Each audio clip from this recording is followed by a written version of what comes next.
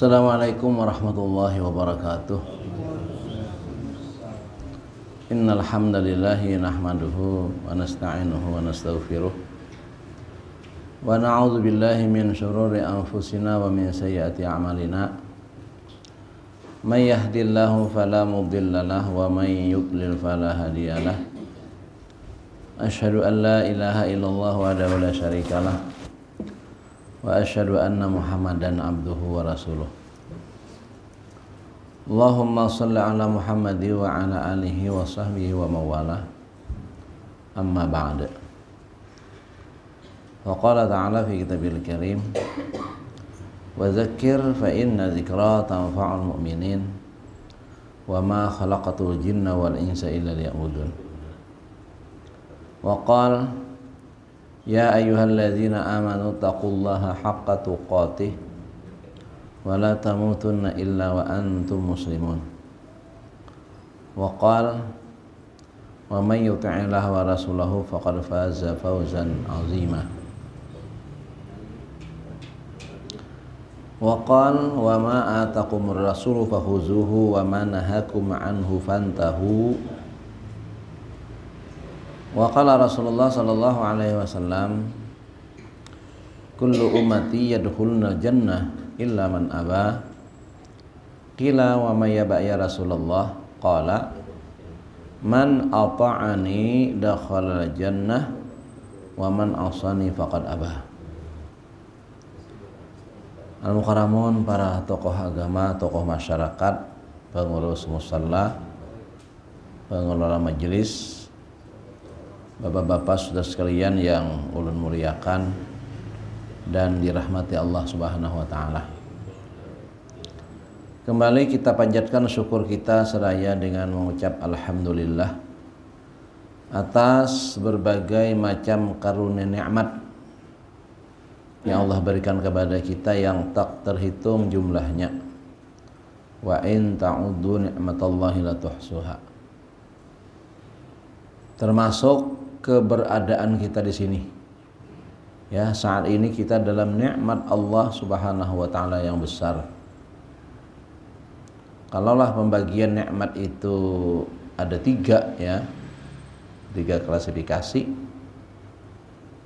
Nikmat dunia berupa kehartaan, makan dan minuman. Alhamdulillah kita ada, ya. Yang kedua, tingkatannya sehat. Alhamdulillah kita datang ke sini dalam keadaan sehat. Kalaulah ada sedikit aritan, artinya bisa diabaikan. Masih dalam kategori sehat. Dan yang ketiga adalah nikmat iman wal Islam. Ini tertinggi. Dan atas nikmat itulah kita ke sini. Artinya alhamdulillah adanya kita di sini, sempurna nikmat Allah ada pada kita. Tinggal mempertahankannya hingga yaumil akhir. Nah, ini penting nih. Dan ini adalah juga upaya untuk mengekalkan nikmat tersebut. Buktinya kita dalam sholat. Sholat itu nikmat, tetap kita minta, berusaha ihdinas siratal mustaqim. Rabbighfirli warhamni wajburni warfa'ni warzuqni wahdini wa'afini wa'fu anni. Itu doa-doa kita agar tetap itu diberikan kepada kita. Termasuk juga dengan tazkirah ini dalam rangka ingin memperbaiki dan mengekalkan nikmat iman wal Islam, yang kondisi iman itu yazid wa yanqus. Iman itu turun naik, pasang surut. Oleh sebab itu kita juga harus selalu ada usaha atas iman. Jaddidu imanakum, kata Nabi. Karena disuruh untuk mentajdid, ya, memperbaharui, memperbaiki nikmat iman tersebut. Bapak sekalian yang Allah muliakan dan dirahmati Allah Subhanahu wa taala, inti beragama itu adalah takwa. Takwa itu adalah taat. Ya. Apa yang disuruh gawi, apa yang dilarang jauhi. Maka itulah taat namanya. Bila kita taat, kita akan mendapatkan yang dijanjikan Allah berupa kemenangan yang besar. Nah, ketaatan yang diinginkan di sini adalah ketaatan yang mukhlishina lahuddin. Jadi dalam beragama itu taat itu harus ikhlas. Ya. Mukhlishina lahuddin. Bagaimana supaya ikhlas? Nah, gambaran sederhana kita ambil satu contoh ya, sampel gitu. Dalam kerangka suami istri, sepasang kekasih mengikat dalam hubungan pernikahan. Mereka berumah tangga. Sejak itulah si suami bekerja keras untuk si istri. Pada dulunya ini orang lain kan, orang lain. Karena dia jatuh cinta lalu diikat dalam pernikahan. Bekerjalah suami ini. Seperti hari ini hujan, bekerja kehujanan. Kadang-kadang ada yang macet di jalan kan. Berhujan-hujan, berpanas-panas, itu dikerjakan, mencari nafkah. Perolehan nafkah tadi itu dikasihkan ke istri. Ini untuk makan kita, ini untuk pakaian, ini untuk penerangan, ini untuk perairan, ini untuk semua diserahkan. Istri nerima, seberapapun diberikan disyukuri. Lalu diberdayakan semampunya. Banyak syukur, sedikit nerimo gitu kan. Walaupun harus kerja keras juga. Si istri mengatur semuanya tadi. Sama-sama kerja keras. Dilakukan dengan ikhlas. Karena didasari oleh cinta kasih.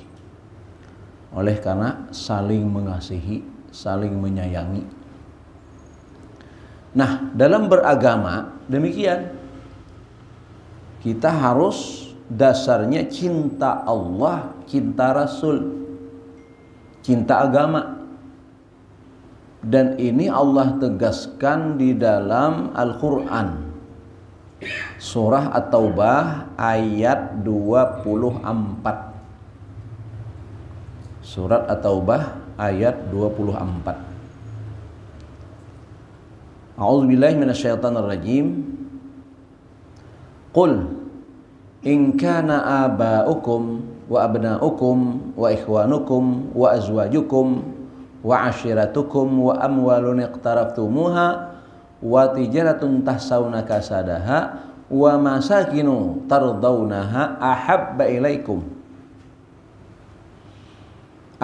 ilaikum minallahi wa rasulihi wa jihadin fi sabilih fatarabbasu hatta ya'tiyallahu bi amrih wallahu la yahdil qaumal fasiqin. Maksudnya saja kami sampaikan tentang isi ayat ini. Di situ ada dua sisi cinta. Jadi manusia secara fitrahnya punya perasaan cinta dan kasih. Satu sisi kepada yang 8 macam. Disebut tadi 8 macam. Bapak-bapak, orang tua nih, anak-anak,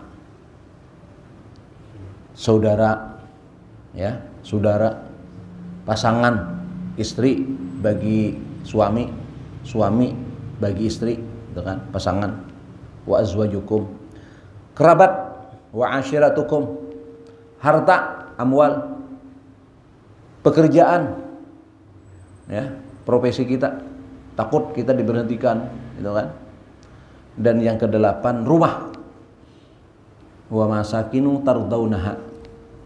Rumah yang engkau reda, yang senang, yang nyaman tinggal di dalamnya. Ini ada 8. Semua kita pasti, ya, hari ini kerja keras untuk yang 8 ini. Karena tadi ada rasa cinta, ada ketertarikan. Dalam ayat ini Allah menghendaki cintamu kepada yang 8 itu jangan melebihi cintamu kepada Allah, Rasulnya, dan perjuangan di jalan Allah atau agama, gitu kan. Jadi tiga ini harus di atas segalanya. Dan ini sudah dicontohkan oleh para sahabat Nabi radhiyallahu anhum. Lihat mereka demi agama, demi Allah, demi Rasul, ya, demi Rasul Allah. Ketika mereka harus hijrah itu luar biasa perjuangannya. Meninggalkan yang poin-poin itu, ya, meninggalkan kerabat, keluarga yang tidak seiman, tinggalkan. Harta tinggalkan. Bisnis, perniagaan yang ada di situ juga ditinggalkan. Kalau ada punya saudara tinggalkan. Kalau punya istri tinggalkan kalau nggak ikut. Begitu mereka tinggalkan. Untuk apa? Untuk Allah dan Rasulnya dan perjuangan di jalannya. Nah ini. Dan Allah menghendaki kepada kita seperti itu juga.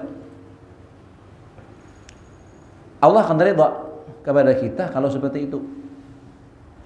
Seperti mana juga dalam At-Taubah ini ayat 100. Ya, ayat 100. Was-sabiqunal awwaluna minal muhajirin wal ansar walladzina tabauhum bi ihsan radhiyallahu anhum wa radu an.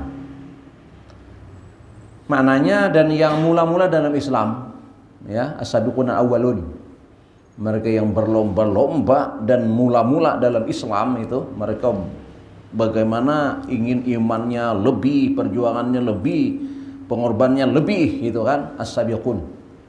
Mereka bermusabaqah, ya, dan golongan daripada awalun dalam Islam. Siapa mereka? Muhajirin, mereka yang hijrah dari Mekah ke Madinah. Dan Ansar yang ada di Madinah nolong nih, ditolong mereka yang datang ini, berkolaborasi mereka menjadi sahabat Nabi radhiyallahu anhum. Di situ masih koma, belum titik. Ini ada harapan. Kita bisa masuk.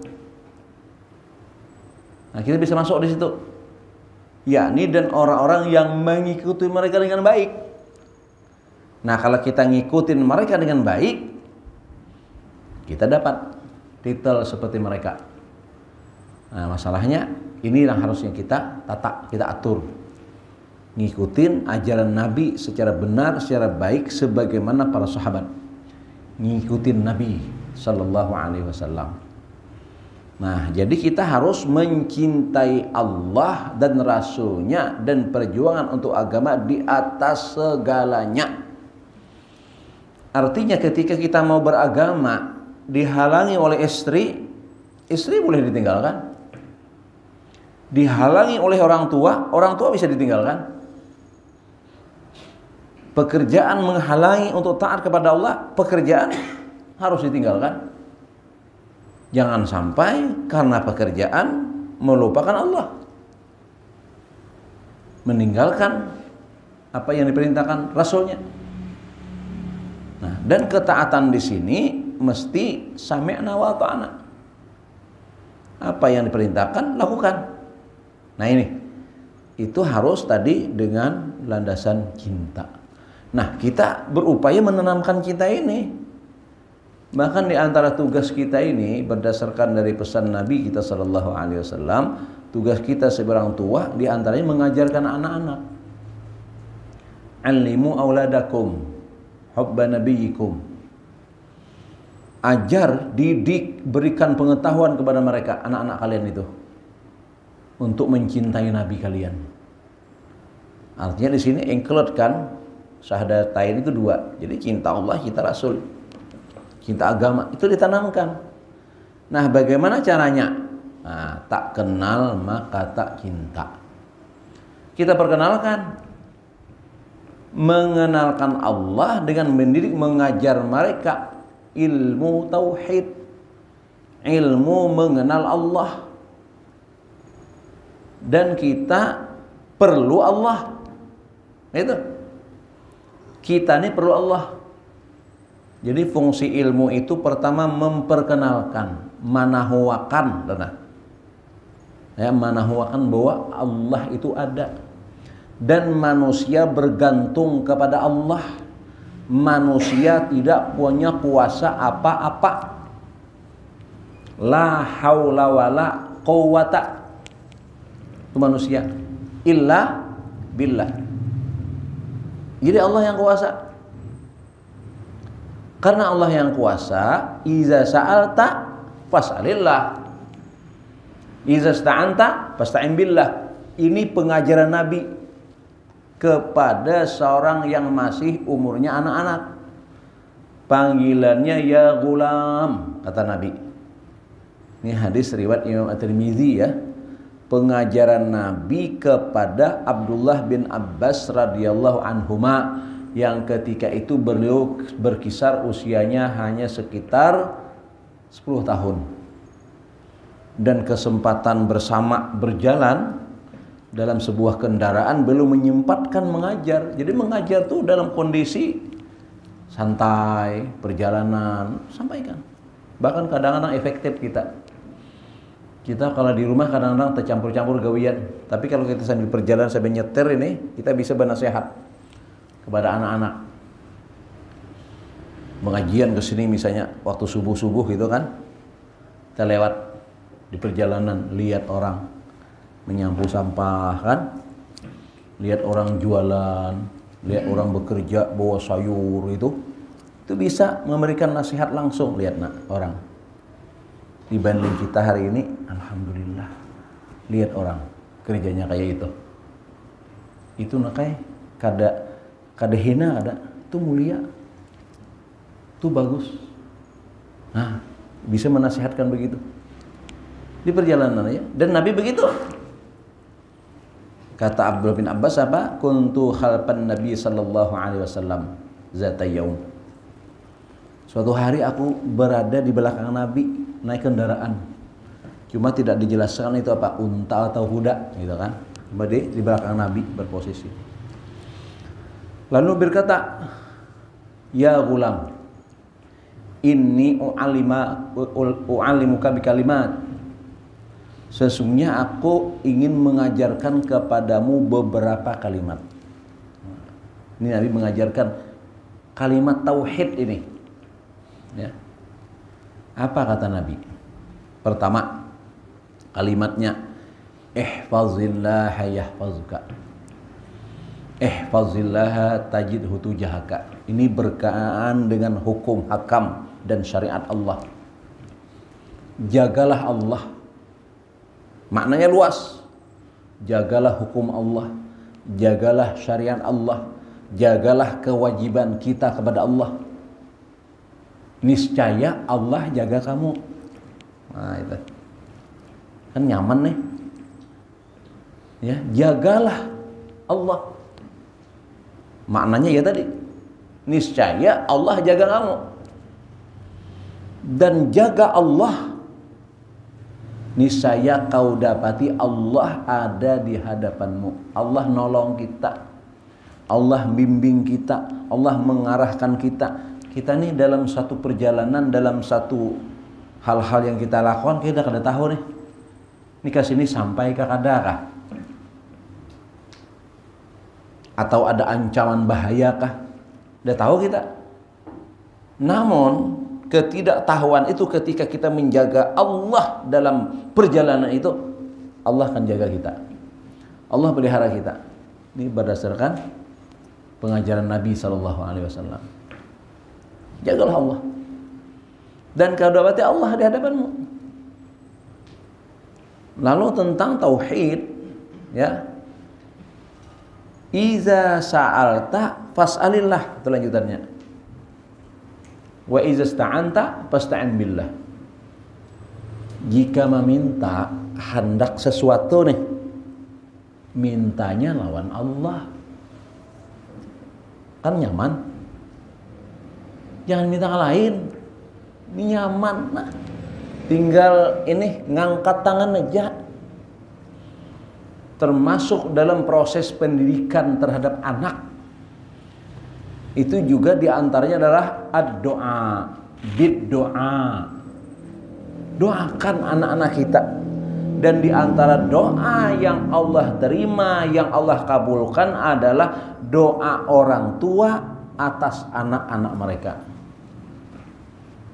Nah itu nyaman kalau minta lawan Allah. Nah, memintanya ujar anak ulun Pak, bujui-bujui. Bujui-bujui. Nah, berdoa tuh nah. Jangan pin manguler nah. Tinggal mana aja nah. Ngalih ini orang nah sampai berujak nah. Yalah, kita nah doa sungguh-sungguh minta kepada Allah. Dan tanpa batas waktu 24 jam doa tuh. Nah, selain doa yang sudah ditetapkan dalam sholat itu kan ada ketetapannya. Kalau untuk bentuk doa itu tidak ada tempat yang haram berdoa. Maksudnya waktu gitu. Tidak ada 24 jam itu. Nyaman benar. Dan itu Allah suruh. Ya, ud'uni astajib lakum. Doa kita. Iza sa'alta fas'alillah. Nah, jadi apa aja masalah-masalah? Minta rezeki, Allah yang Ar-Razzaq. Minta selamat, Allah yang As-Salam. Minta ilmu, la ilma lana illa ma 'allamtana innaka antal alim al-hakim. Engkau ya Allah yang alim. Doakan anak kita supaya alim, supaya pintar gitu kan. Memang salurkan mereka dalam proses pendidikan, namun kita dukung dengan doa. Nah, itu sesuai perintahnya. Wa iza sta'anta fasta'in billah, bila minta tolong apa? Ada masalah. Masalah suami, masalah istri, masalah anak, masalah rumah tangga. Kasih itu dulu, nah dulu. Bahasa orang Bahari itulah bahasa orang Bahari. Kalau ada masalah, apalagi masalah rumah tangga tuh, hai, tutup lawang, tutup lolongkang, buka hatap. Itu bahasa Bahari itulah, nama dahi itu jangan sampai orang tahu. Tutup lawang, tutup jendela, buka langit-langit tuh nah, itu maksudnya. Lalu Allah ngadunya. Hari ini curhat di Facebook, pasang status, apa maunya itu? Ketahuan laki begandak. Itu belum tentu juga busiau ini orang halal-halal aja kan. Minta penerangan, penjelasan dari Allah. Allah yang putuskan. Kita minta nah, apa masalahnya nih ya Allah nah. Nah itu minta lawan Allah. Allah karena yang akan memberikan keputusan.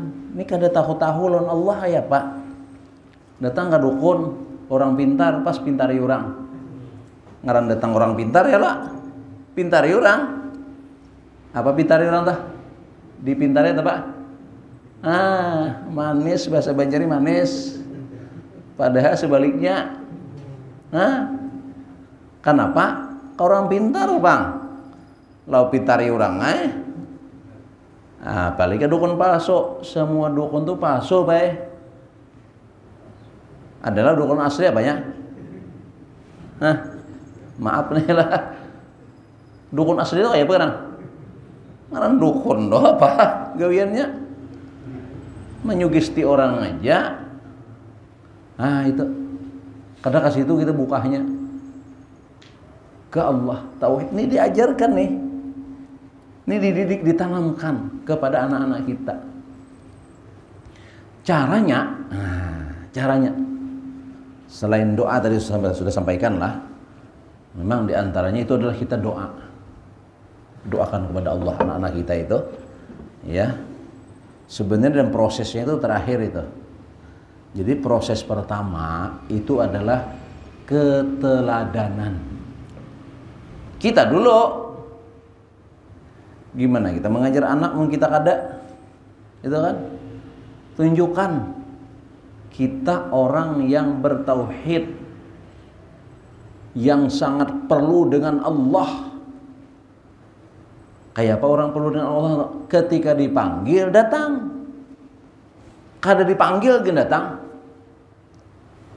Orang nambah hutang tuh perlu dipanggil kah? Orang nambah hutang tuh perlu dipanggil kah?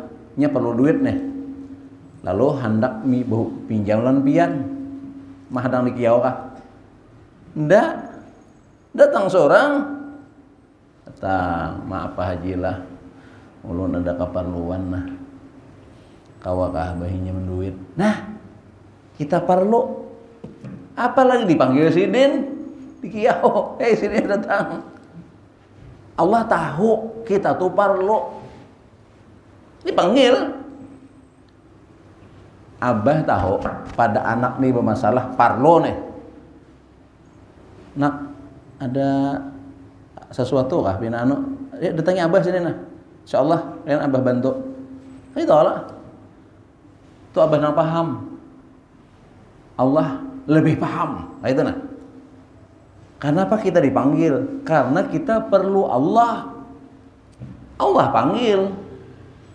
Setiap hajat keperluan kita yang kita hadir di hadapan Allah, Allah insya Allah pasti diberikan.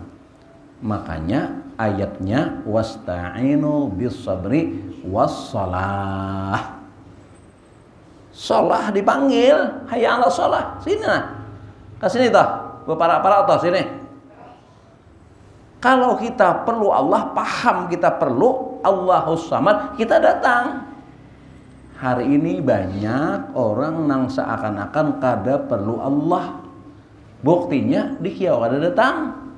Berarti ada perlu. Dan itu sifat yang Allah benci. Di Quran tuh ada lah. Digandengkan di situ lawan bakhil. Kan bakhil tuh jar Nabi nih, orang bakhil tuh jauh dari Allah. Jauh dari manusia. Ayo, siapa nang ketujuh bakawan orang bakhil? Muntahu orang tuh bakhil, siapa ngawane? Orang bakawan. Allah sebut wa amma man bakhila wastagna wa kadzdzaba bil husna fasanuyassiruhu lil usra. Itu ayatnya. Dan bagi nang bakhil, nang engken dan istigna. Nah, siapa istigna? Orang nang merasa mampu, berasa kemampuan, kada memerlukan orang lain, kada memerlukan Allah. Sebenarnya mendustakan lawan Allah artinya. Wa kadzdzaba bil husna, didustakannya janji-janji Allah. Nah, didustakannya lalu nya asa inya ai seperti Qarun tah. Nya asa sanggup, asa mampu, nya ada perlu beramal.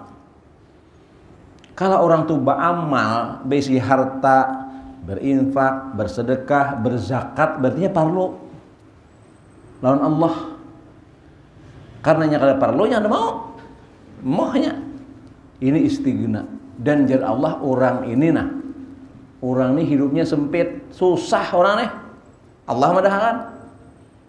Jadi orang nang kada mau datang kepada Allah, kada minta berdoa, kada mau berdoa, kada mau sembahyang, itu jar Allah hidupnya orang susah. Itu Allah madahakan. Nah, Allah madahakan dalam Quran. Nah, ini yang kita tanamkan.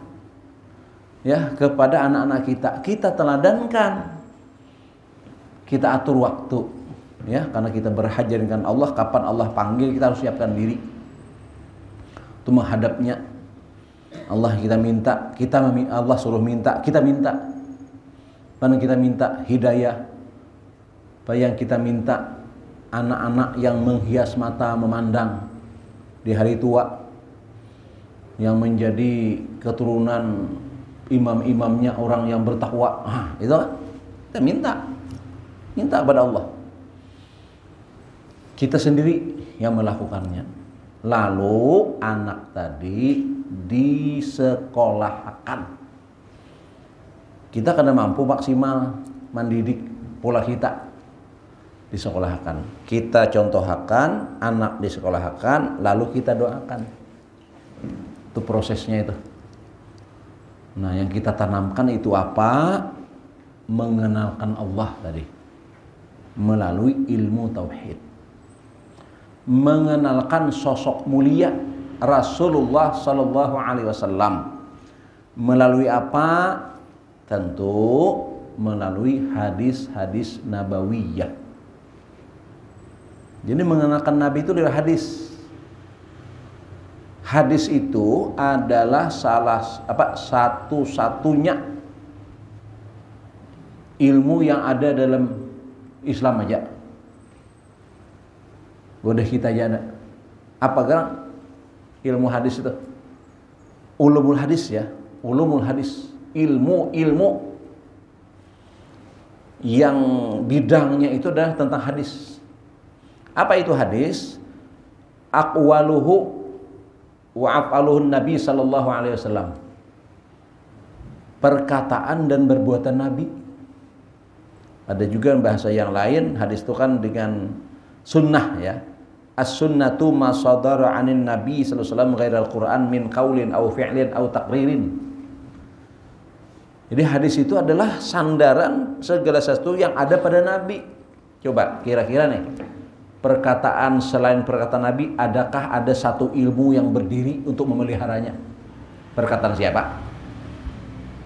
Ada? Ini menunjukkan kemuliaan Rasulullah. Biografi seseorang kadang-kadang cuman sedikit aja, biografi aja. Atau sedikit pepatah-pepatah katanya itu diambil potongan-potongannya sebagai hikmah. Kalau yang datang dari Nabi selain hikmah, selain sumber uswatun hasanah, sebagai sumber hukum. Jadi halal haram nih, itu dari Nabi kita ngambilnya. Nah, sumber agama dari sana. Subhanallah. Nah ini kita ajarkan. Dan hadis sampai ke kita hari ini sudah masak. Istilah kalau nasi kuning itu, nasi kuning cempaka itu nah. Kadang perlu ramu-ramu lagi. Lain bahari. Masih perlu di awal nih hadis ini masih campur aduk. Maka di abad ketiga itu hadir para imam pentas hadis. Imam Bukhari, Imam Muslim itu beliau itu dengan perjuangan yang gigih gitu menyaring hadis itu sehingga diklasifikasi akhirnya hadis itu pada 3, sahih, hasan, dhaif. Di luar itu maudhu'. Gampang-gampangan itu mau menyaring banyu kira-kira bisa aja kita. Nah, memarah santan bisa aja kita. Ini hadis nang sebarannya itu sudah ratusan tahun. Sejak zaman Nabi nih. Masuk abad Bani Umayyah. Itu baru mulai dikumpulkan, dibukukan tuh tahun ke-90 Hijriyah. Di zaman pemerintahan Umar bin Abdul Aziz rahimahullahu ta'ala. Ini nang disaring nih, diteliti. Sampai memunculkan Jami'us Sahih, kitab Imam Bukhari. Sehingga itu merupakan rujukan utama setelah Quran dalam Islam gitu. Subhanallah. Itu kisah Nabi di situ. jar Nabi kayak ini, Nabi itu kayak ini, ada di situ. Qala Nabi sallallahu alaihi wasallam, kana Nabi sallallahu alaihi wasallam, Nabi berkata, adalah Nabi itu begitu begini.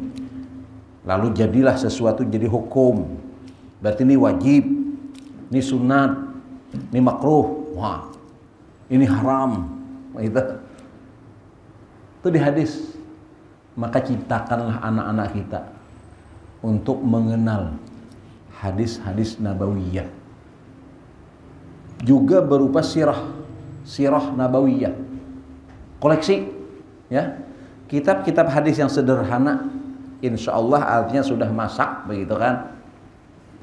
Ada kitab Riyadhus Shalihin, ada rumit itu 2 jilid aja, 2 jilid. Dan ada edisi Lux, ada edisi kertas buram, isinya sama, cuma harganya beda. Mau sama isinya bikin murah, apa juga. Kertas buram tuh ada sampai 100.000. Kalau kertas yang HVS mungkin terlarang. Bahkan hari ada dengan syarahnya pulang, penjelasan tiap hadis itu poinnya apa. Nah, hadis adab dan akhlak di situ. Ada lagi kitab hadis yang mengumpulkan muttafaqun alaih, ya. Kitabnya Al-Lu'lu' wal Marjan. Itu kumpulan hadis muttafaqun alaih di situ. Nah, juga 2 jilid sama Riyadhus Shalihin. Koleksi. Itu dibaca, dikenalkan dengan anak-anak mengenal Rasulullah. Kalau hadis ahkam bersekitar hukum dari taharah sampai seterusnya, itu kitab hadis Bulughul Maram. Bulughul Maram. Ada juga tuh satu buku saja, ya. Sama edisinya, ada yang kertas buram. Ulun menukar yang buram-buram aja. Lu'lu' wal Marjan yang buram, Riyadhus Shalihin yang buram, murah. Nah, juga sirah nabawiyah, koleksi, baca. Ulun sampai dua edisi itu. Jadi edisi yang tipis, isinya sama, tapi bacaannya halus. Bisa menggunakan kawajan baca itu. Buram juga. Cuma baru tadi nukar nang tagana, nang tertebal, kata HVS. Tanyaman dibaca nang Tuhan nih. Nah itu, mengenal Rasulullah. Nah kalau ingin mengenal tentang fisik Nabi, ya fisik Nabi, gambaran fisik Nabi itu ada Syama'il Al-Muhammadiyah, itu disusun oleh Imam Tirmizi, juga ada terjemahnya. Nah, jadi kita dengan mengenal tadi, lalu kita jatuh cinta, lalu mengidolakan. Jadi kan salang disuruh-suruh, salang diapai lagi, karena sudah sudah tertanam rasa cinta dan mengenal. Kayak apapun orang menyambati apa, itu nggak ada peduli. Iya, orang nggak ada tahu. Itu orang nggak ada tahu tuh. Orientalis itu udah tahu kisahnya. Apa mendengar itu? Kita membaca, kita belajar, kita mengkaji dengan semangat, dengan sungguh-sungguh. Nah, di situ Allah berikan hidayah, petunjuk kepada kita. Lalu tertanam cinta. Nah, itu. Dan para pengrusak-pengrusak itu ada aja cara Allah nanti menyelesaikan itu. Ya. Kita sekuat tenaga, yang penting kita kembangkan dalam hal kita, dalam keadaan kita. Menindak mereka dengan cara arogan kada cocok juga. Apalagi sama menyerang, misalnya kita dengan cara